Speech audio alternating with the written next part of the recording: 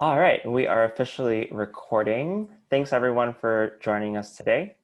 Um, it is June 18th, and this is week 5 of the social media marketing program. This week is all about social media measurement and analytics and monitoring and wrapping up basically everything we're learning from a social media strategy perspective in the way that how do we measure success. And we are joined today by Shaili Hakimian. She is the social media Sherpa, and she's been shepherding connectors to bring their offline reputations online via one-on-one social media guidance and accountability. She is a seasoned public speaker, workshop facilitator, LinkedIn mentor, and a social media marketing consultant, and all around super fantastic networker here in Chicago. Yes, you So too. thank you. And so we're really excited to have her with us today. She has over a decade of experience in the social media space, going way back to the day of MySpace. And so she's really been a social pioneer, and we look forward to hearing what she has to say. Oh, thank you, Ryan. I appreciate it. Thanks so much. Hi, everybody. It sounds like you've been learning a lot about social media, and today especially about some data analytics and seeing what the data looks like for social media. So with social media, there's so many different things that people specialize in, whether it be video editing, whether it be TikToking, whether it be writing, the posts themselves. Maybe some people really love Twitch. There's so many different specialties in social media, graphic design even. Instagram, influencerness. There's a lot of ways to social media. Oh my gosh, I'm going to sneeze in a second. Bless you.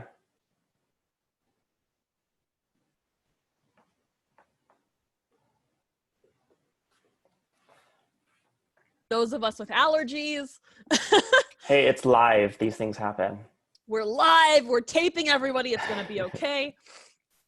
Moral of the story, there's so many different aspects in social media that are special, including the aspect of, oh, I swear I can't. I need to stop. Oh my gosh. It says, woo, my face. The other aspect is teaching, is that Ryan is a teacher of social media. I teach social media. There's a lot of different ways to get in this. So with data specifically, is that data is something that a lot of us have to use. But there's people in social media whose main job it is to do data analytics, to report what's happening for clients, to research all of this stuff. And their job might be just data for like a big company. So there's a lot to cover in this space.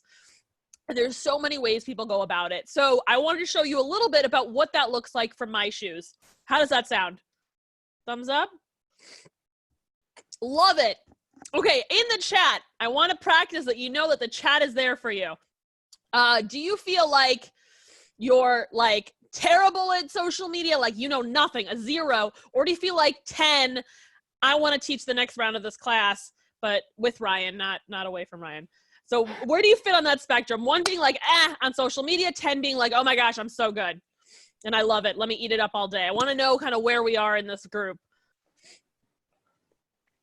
It's been a great testament to my teaching abilities for the last 5 weeks.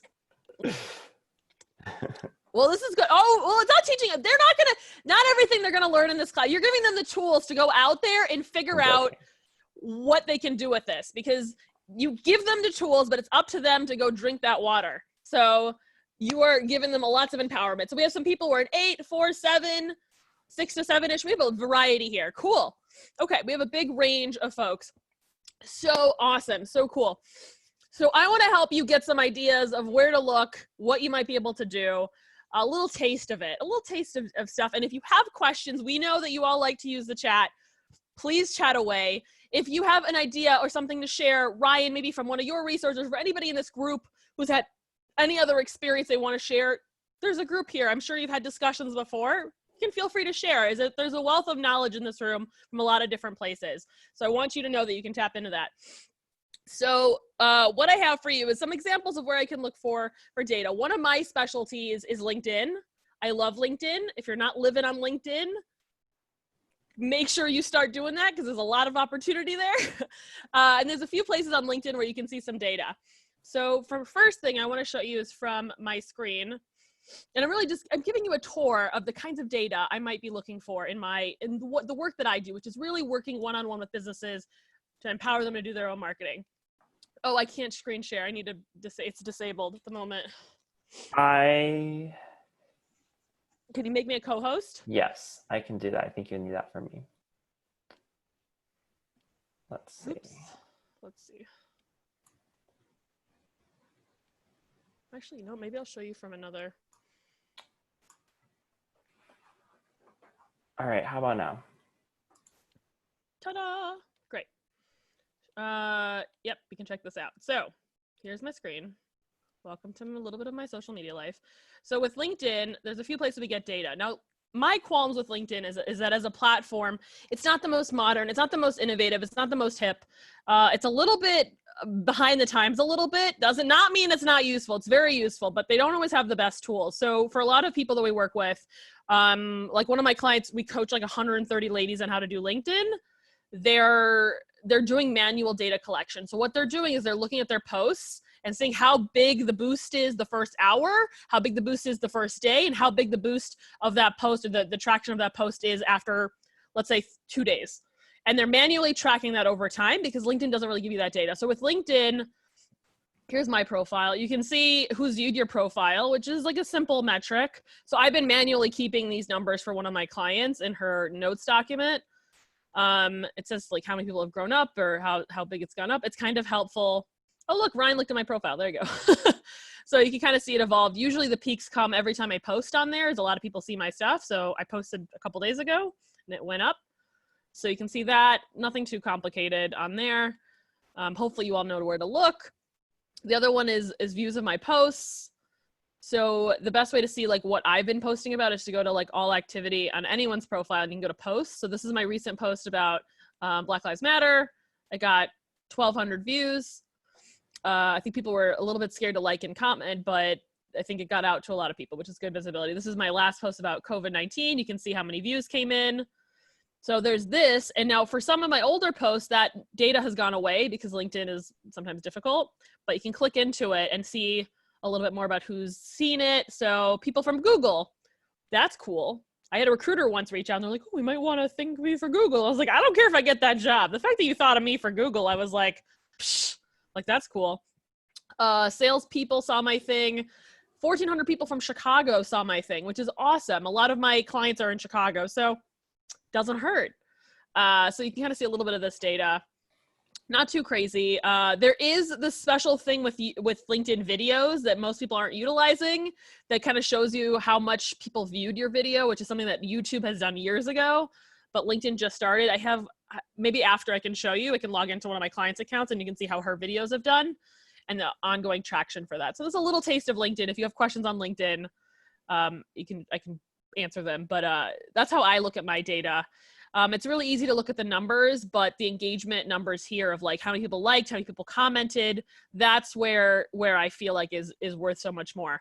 But LinkedIn does have an ability to boost you out to bigger places. But I can answer more how I got this traction, lots of relationships, lots of connections. That's a whole other area, but definitely love talking about that. But data today. So there's this. Twitter, if you haven't figured out where to look on Twitter, every data, they have like a data platform, but you can look at individual posts kind of very simply.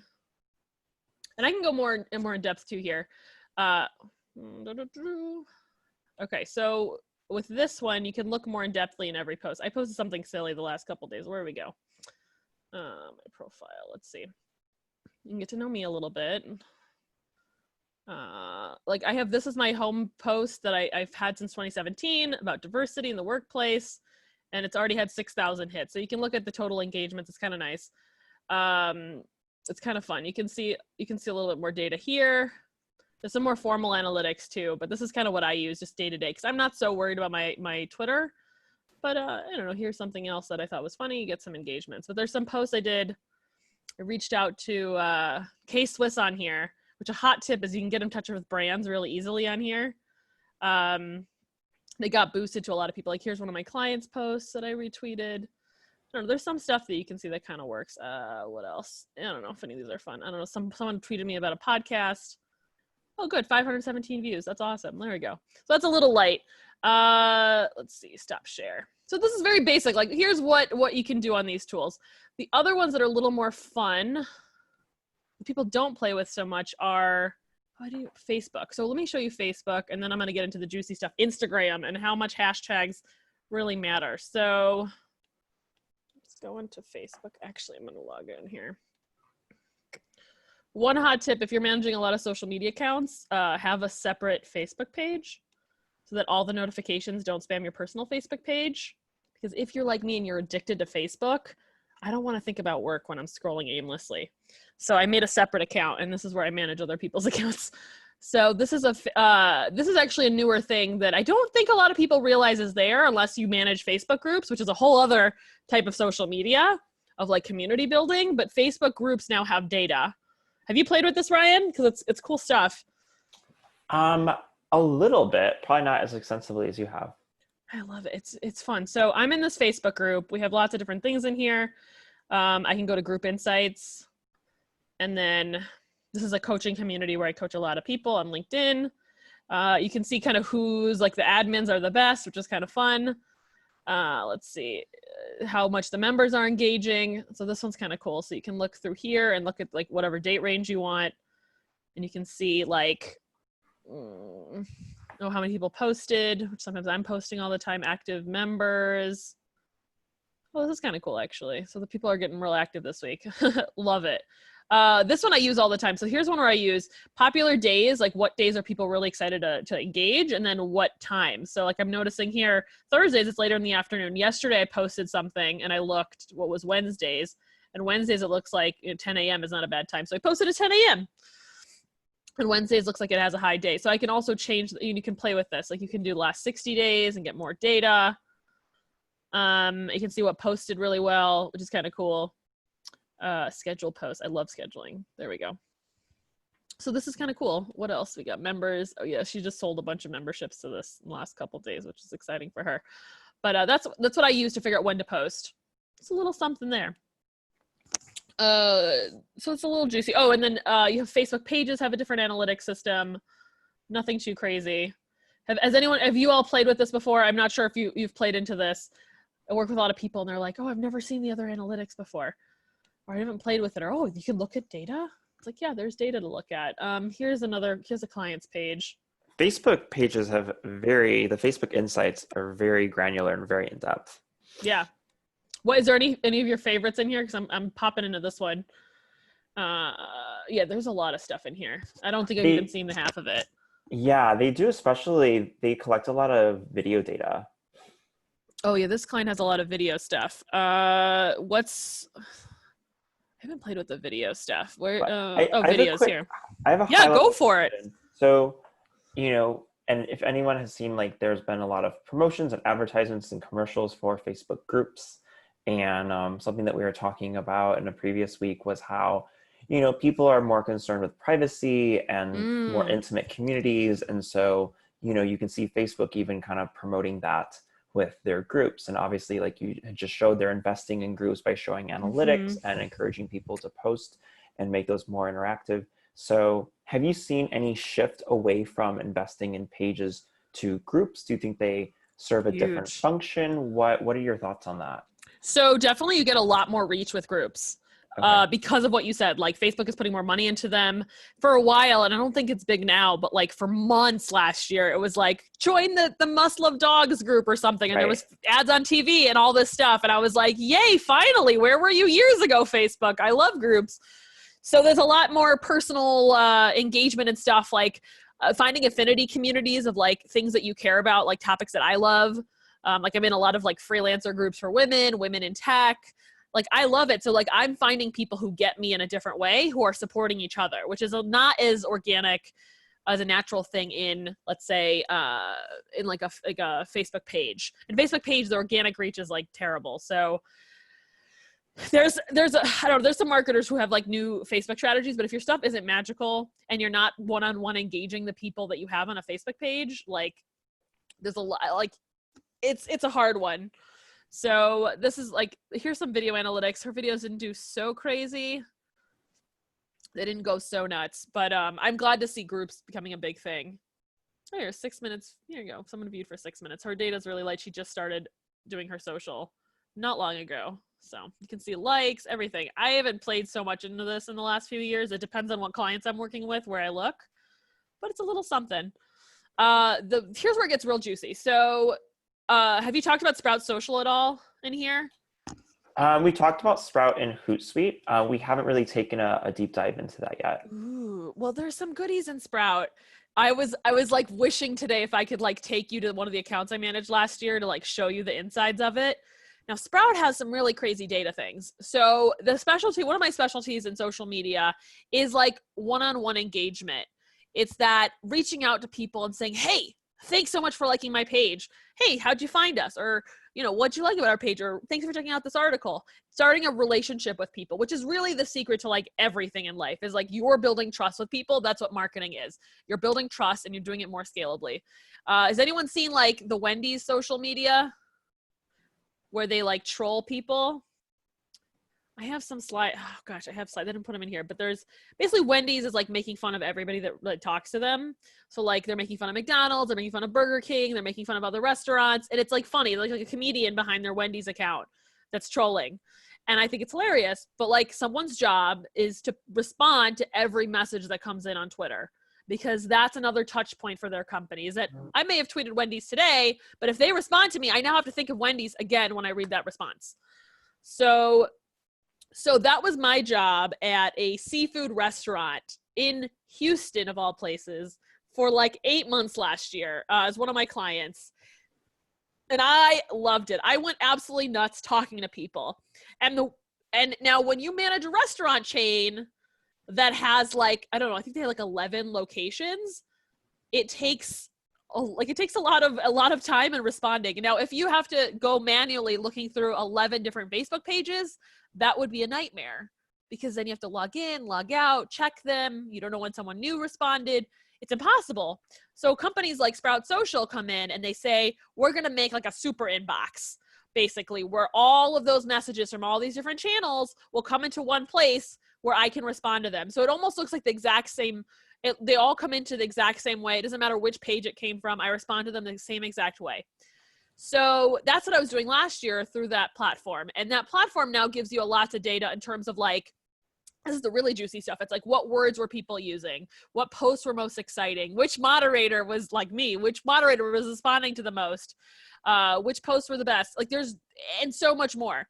So what I would do, and this is where me loving one-on-one engagement and a little bit of data comes in handy, is that because of this platform, they were able to track all conversations that someone messaged our account in the past.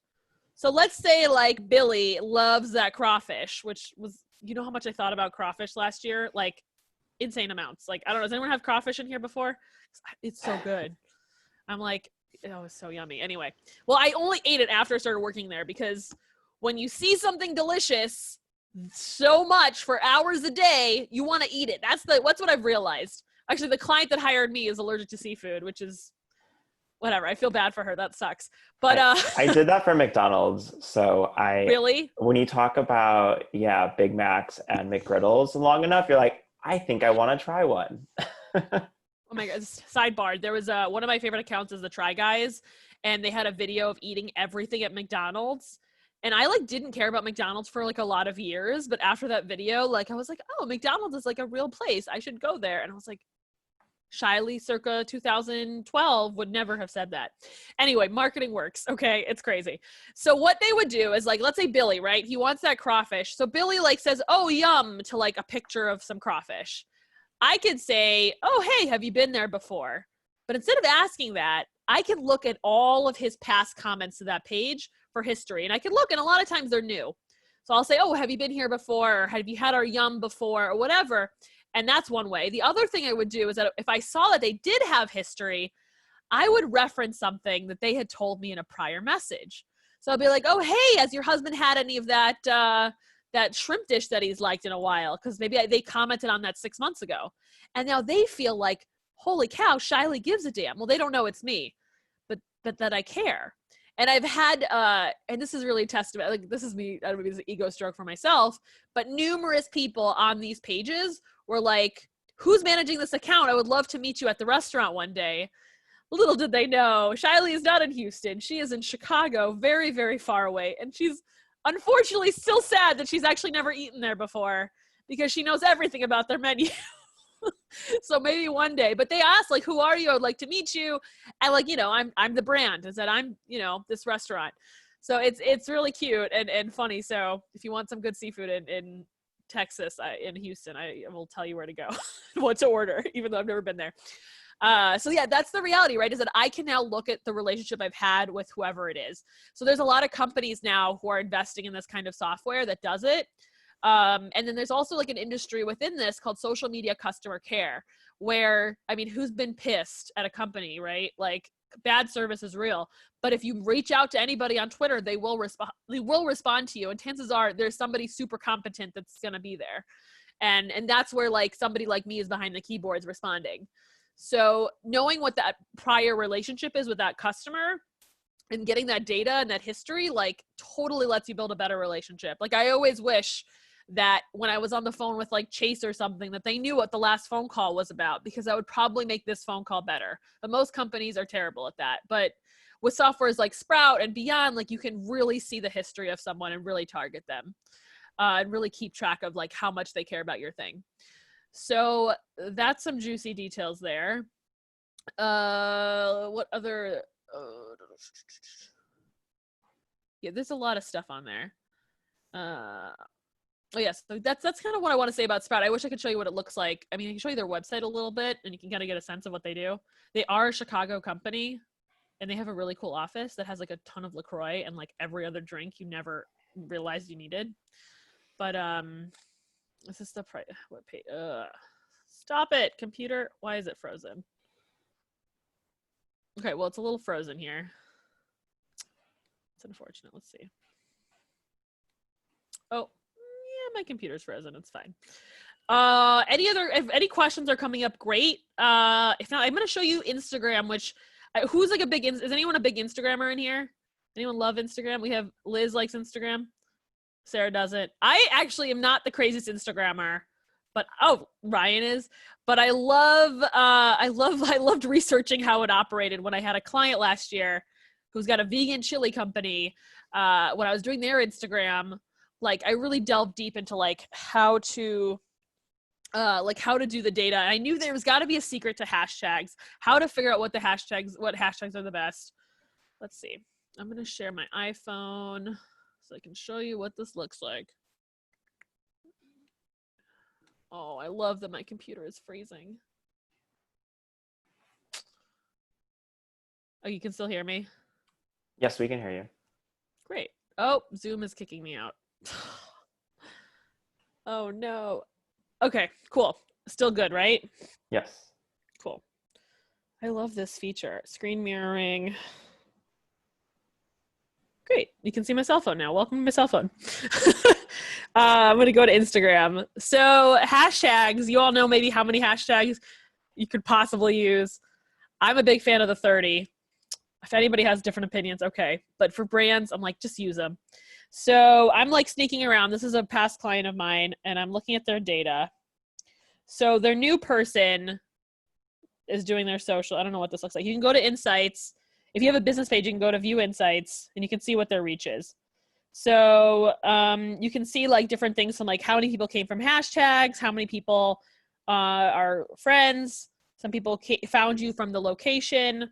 It kind of tells you like what's been working. So you get lots of pictures here.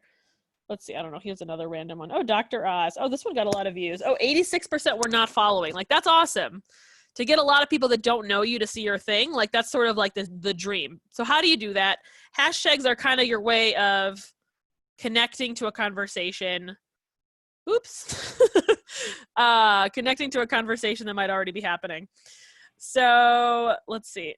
I can show you something from way back in the day. So here's the beginning. We have this cat. It's very cute. Here's a picture of some families. You can view insights. You can see on this post, 77% of the people who saw this weren't following Manolo's Best Chili. And if you look down, it says how many of them came from hashtags, and a very large chunk of these views came from hashtags. Is that this account at this point in time when this was posted did not have a lot of followers, did not have a lot of traction. So, but the hashtags are what did it. So what did I do? Let's see, can you see the hashtags I used? I picked a bunch of hashtags that I looked up, and there's a rule of thumb with hashtags is that you want some hashtag that's popular, but not too popular because you want to rank to like the top whatever post. So this is 6.8 million.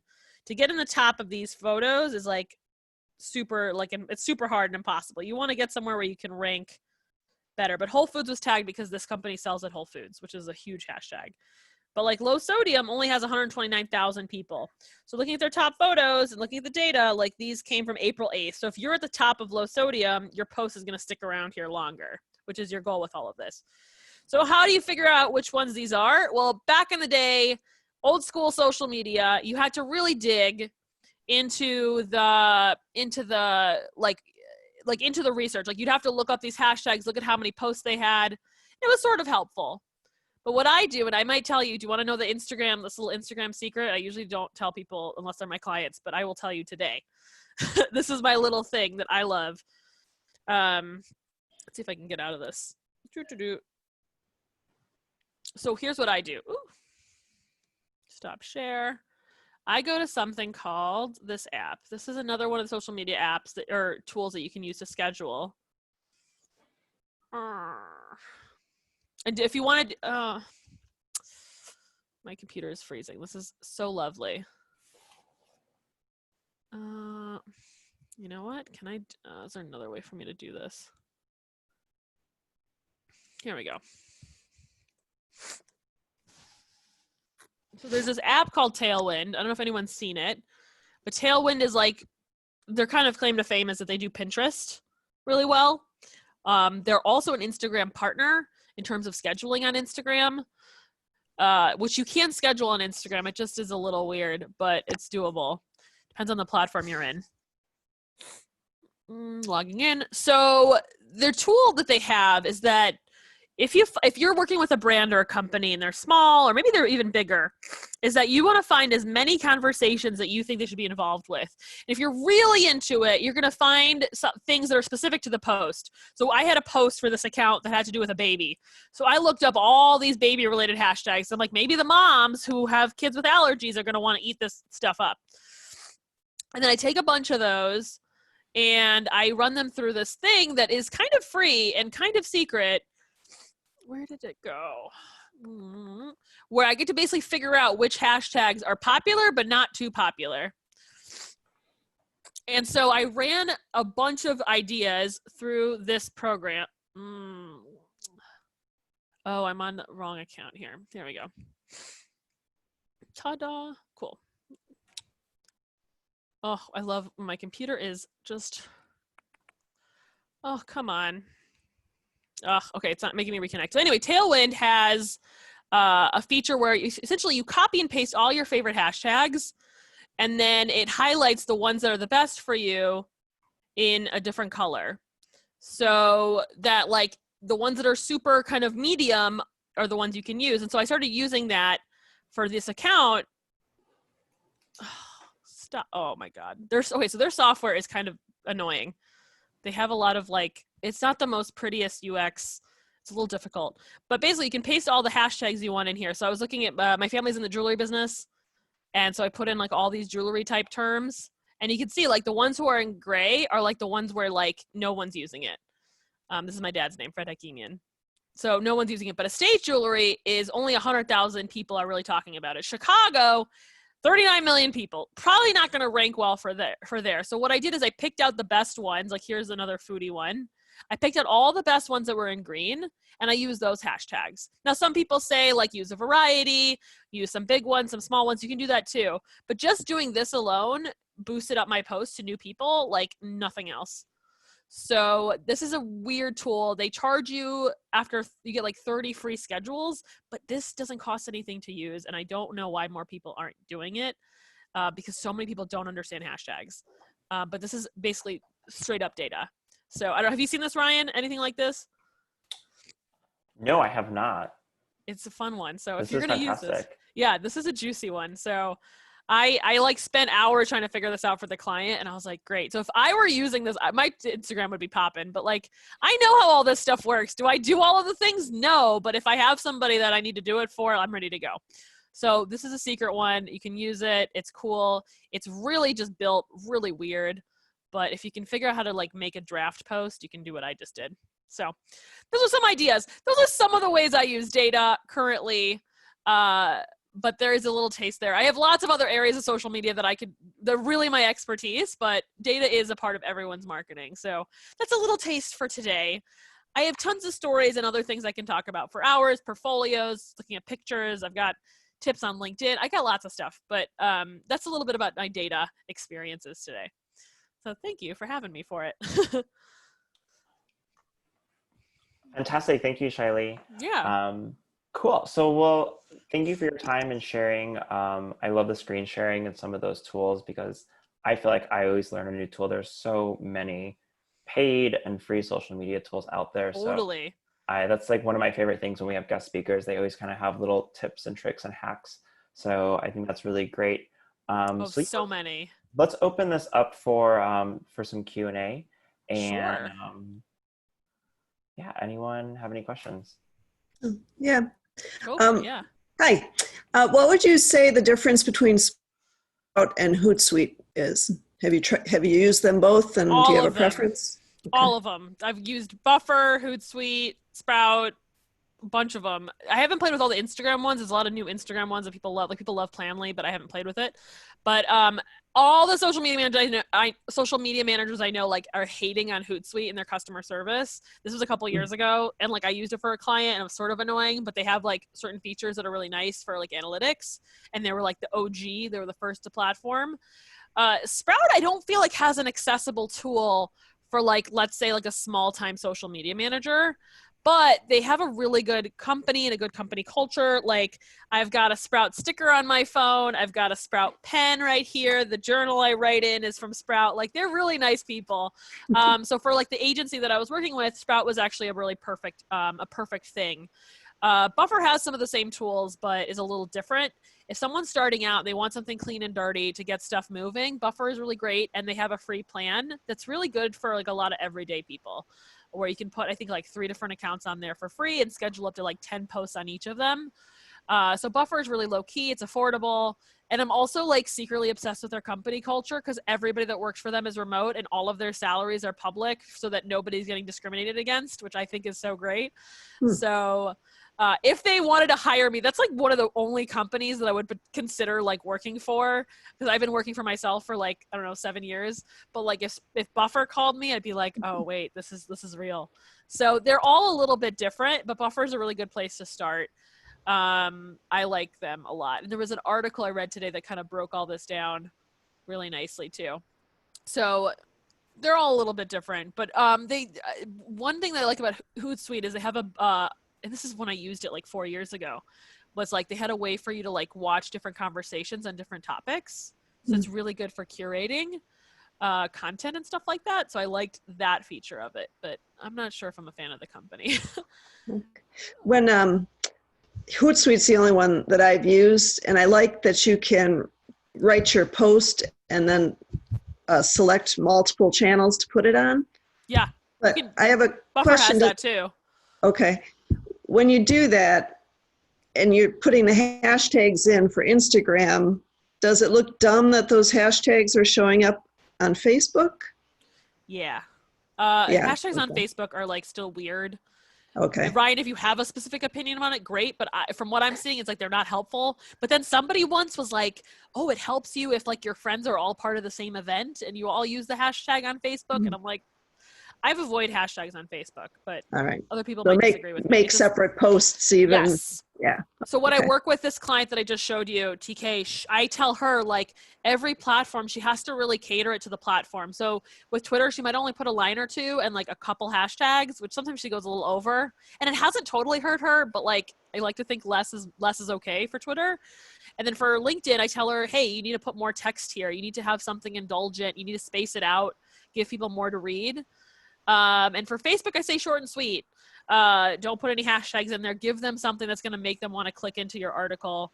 That tends to do better. So I would make sure that if you are going to try that strategy, like to try to cater it for the platforms. And I'm saying this as someone who I've used like an auto scheduler where like this organization I'm a part of called Shy Tribe, I set up an auto thing for Twitter that anytime the person who does the social media like posts on Facebook, like a tweet goes out. Now, is that best practices for social media? Absolutely not. Am I going to do anything else with that account that's more specific? Nah, like when I'm in the mood, maybe. But like, I know that that's not the best strategy and that might not be good long-term, but it's keeping people populated, and Twitter is where we have relationships with foundations who could fund us. So I keep it moving so that those foundations keep us in mind. So there's ways to do that, and it's not the greatest thing in the world. And I wouldn't do it expecting great results. But I also know social media takes a lot of time, and time management is like half the battle. Well, especially if you're doing it for yourself. And to that point, just for a moment, please. I think that really emphasizes the importance of when you are strapped for bandwidth and time to really focus on those social platforms that are most valuable for you. So the ones that your target audience are on, or like you said, potential funders or sponsors, wherever they might be. So really making sure you're focusing your energies on those. And then, like you said, some of them, you might just, post here or there, have an automation set up to keep the lights on so that you're current and you're active, and that, there's people who might see you there who are in other places. So just really allocating those resources where you're going to get, the most impact. That's a great thing. Absolutely. Yes. Go where the people are. And if you don't know where the people are, and if you're expecting random people to find your social media,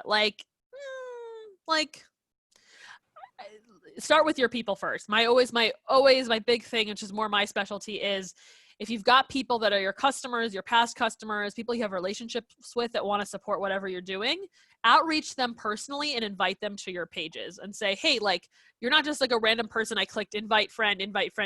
You're like somebody I care about. Oh, hey, Ryan, it's been so long. I haven't seen you since that, event last fall. Like, I'm starting this project. Would it be okay if you gave me a like, or could you support me by giving me a like? Ryan's going to be like, oh, that's nice of her. He's going to now look at my page again, which tells Facebook, oh, Ryan's interested in this page that Shiley's doing, and he's more invested in me as a person because I care. And if he sees me put a post out, he might be like, oh, Shiley, I like Shiley. I'll like her post. And then the cycle keeps feeding itself. So that's always the best way to start is with real people and real relationships, because they're invested in you. And from there, it can go bigger. So, any other questions? Yeah. And did that answer for it, Trish? Cool.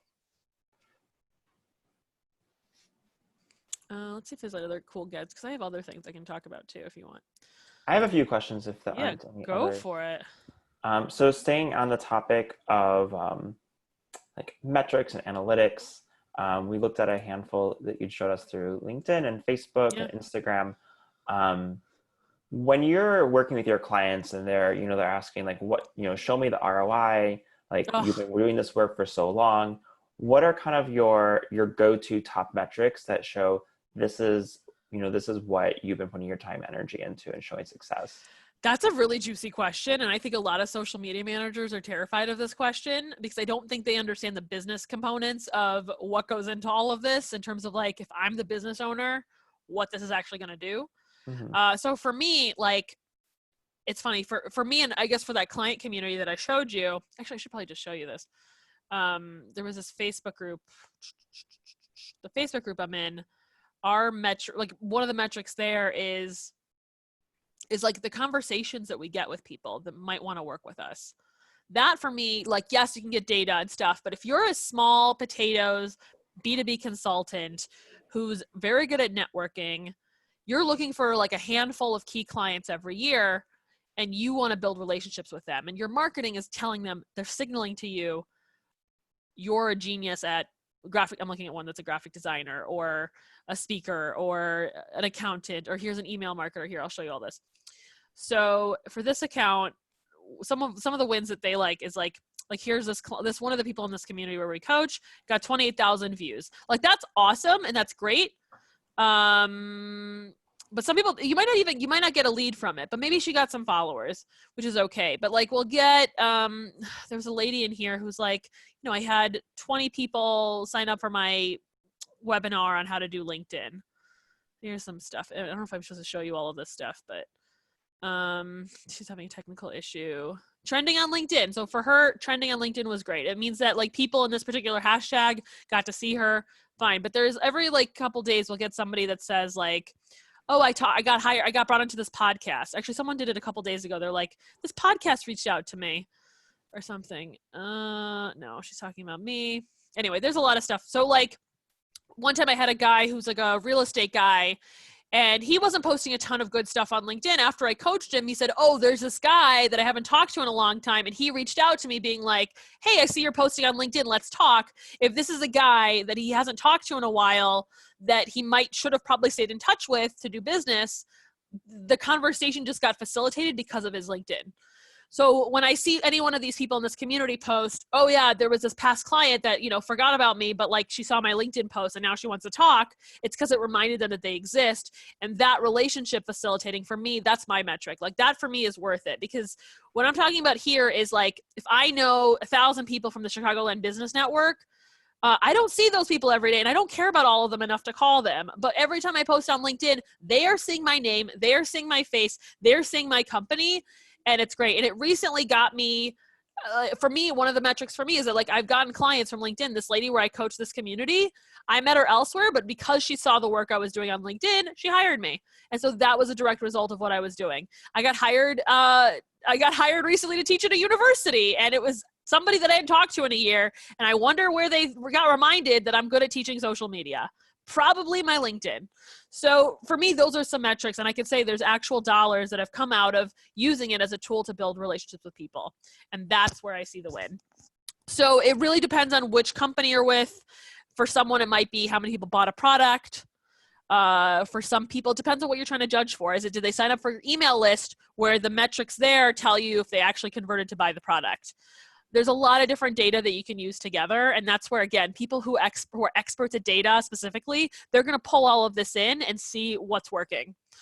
So there's a lot there, but hopefully they give you something to chew on, Ryan. Yeah, absolutely. I think a couple takeaways there are, valuing, like you said, the relationship building and those qualitative as well as quantitative metrics, but then essentially creating a way of tracking how those relationships and those qualitative interactions then would lead to dollar signs. So that could be like a linking to a CRM, like a customer relationship manager, and seeing all that. And now, do they relate to social media very easily? Not necessarily. But if somebody signs up for like my email or something like that, I can see them and I can check my past messages with them. And that's my version of a CRM. I was like, oh, what were we talking about last year? Now that you've reached out, and that usually can give me good information. But that's really where I am with my people. But there's so much more in this topic. I have a friend who knows how to, whose specialty is data analytics, and he like built a robot for Twitter, and like the things he does is like absolutely insane to me. But that's because he eats that stuff alive. Does he know how to actually run a social media account? Nah, I mean he's good on Twitter, but that's like not his field. So anyway, there's a lot there, but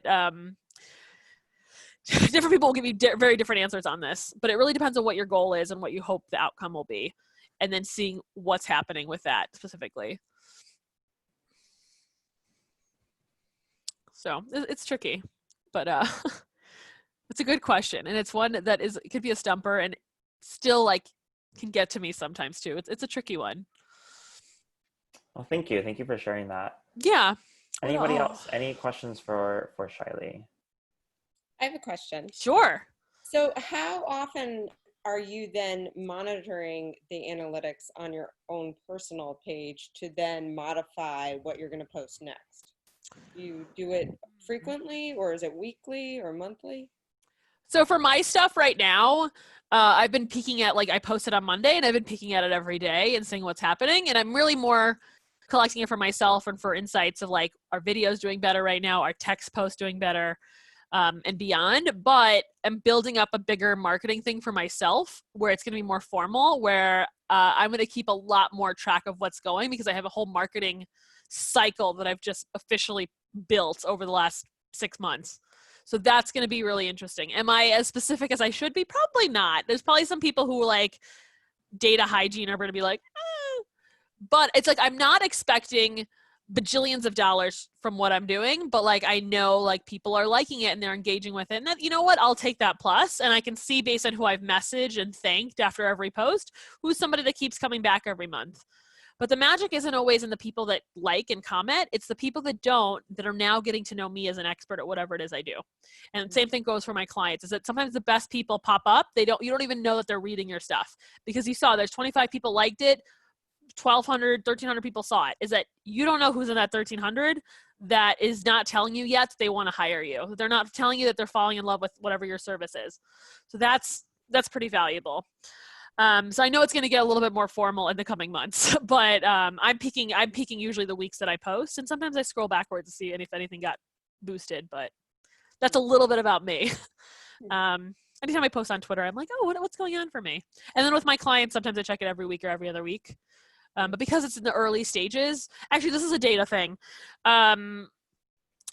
The data, I think you got to get 3 months of a social media page for the data to really feel like something, and maybe even 6 months. Is that if you check the metrics too much at the beginning of an account, it's not the most motivating thing, and it's not the most accurate, because me as a social media manager, it takes me time to understand who the people are that I'm serving, what they're like, what the company does. So getting to know all that stuff, I think, takes time. And I think the best social media accounts are the ones where like whoever's leadership on it has had the account for years, for multiple years, because just like a real person building a business, the relationships you build with your followers and understanding who they are, what their vibe is, like the more you know them, the more time you put, the better. And one of the accounts I loved, this woman started their social media account for this organization. It's called the National LGBTQ Task Force. And she was the first person to really build out their Twitter account. And she was there for 4 years. And let me tell you, after 4 years, there was like 40, 50, 60,000 people on there. And for a Twitter account for a nonprofit, that was pretty darn good. And so I was so sad when she left. I was like, oh my gosh, like for someone to know exactly who to reach out to, who to tweet back to, like there's value in that. But most people aren't going to manage an account for that long, especially a freelancer, maybe someone at a company. But the more you know the people, the better you can do. And that's where the data really matters, and really is because you know where you've taken it, and it's amazing to see the results. So thank you. Yeah. Thanks for asking that. I hope they give you something there, but no, you did. There's a lot online on the subject too, I'm sure. All right, any final questions? Yeah, let's see if there's anything juicy. I can always urge everyone to get their butts on LinkedIn if you're not already. Get them on there. Make your profile amazing. I have one last question to Please wrap things up. Please do. There's always a lot of talk, especially at the beginning of class, about TikTok and new social media platforms and social media trends. So it doesn't need to be TikTok, but just what are some trends you're watching? What are some, what do you think is a fad? What do you think is going to become big? Like, what are you keeping your eye on? Oh, this is so exciting. This is big. So my rule of thumb is like, as a social media person, is like I always sign up for whatever account comes out that I think might be possible. Hence why I've been on TikTok for 4 years. It's not new. It was Musical.ly, but like all of Musical.ly got into TikTok, and Musical.ly was around 4 years ago. And I was even late to the game then. I was one of a handful of adults on there. We had something called the old school gang, because we were the only people like over the age of 15 on there. Like all of us were like, I don't know, 20s, 30s, 40s. It was hilarious. And now, because I was on there so early, I now have 170 something followers on there, which is great because now I'm excited about it. Now I'm using it more. But I love it. TikTok's been fun. I think TikTok took the best of what Snapchat was and what Instagram built with stories and made it discoverable in a way that's sort of going to like cannibalize, I think, our attention spans. Like I shouldn't tell you if you look on your phone data to see how long you've been on an app, that's the most painful thing I could ever recommend you do. But I've been on TikTok a lot. So it's bite-sized, it's short, it plays into attention spans, and their For You page is so well curated. Like it'll figure you out so well. Like it's insane. So I love TikTok. I think it's doing something cool with short content. And what they're doing is that you can now share their content on any other platform in a way that other platforms don't really allow you to do. So you could download the video and share it on WhatsApp. So that's the whole thing. WhatsApp is also a big thing. I don't think most I don't, my parents are immigrants, so they love WhatsApp. They live for WhatsApp and they think everybody's using it, but all their friends are immigrants too. So it's really funny, but WhatsApp is huge, and my parents get their content from WhatsApp. They share videos. So if you could download a TikTok video and share it on WhatsApp, the enormous amount of views can go up. Is it the clearest in terms of data? No, but things get around on WhatsApp. The other thing that I'm obsessed with is live streaming, and I don't feel like anybody in the US has really nailed it. I think Twitch has it for like gaming, but Periscope did a really great job with its platform, but like went to shiz, like it just went downhill. But their platform is better than anything I've seen in terms of live streaming, because Facebook is delayed. And then overseas, I think in Asia, there's a lot of live streamers that are like huge over there, and they make entire businesses from that, and agencies and all this stuff. And we're nowhere near that here. And I think there's a missed opportunity there for live streaming. So I'm waiting for someone to come in and be like, I'm here for live streaming. I'm here for online conversations.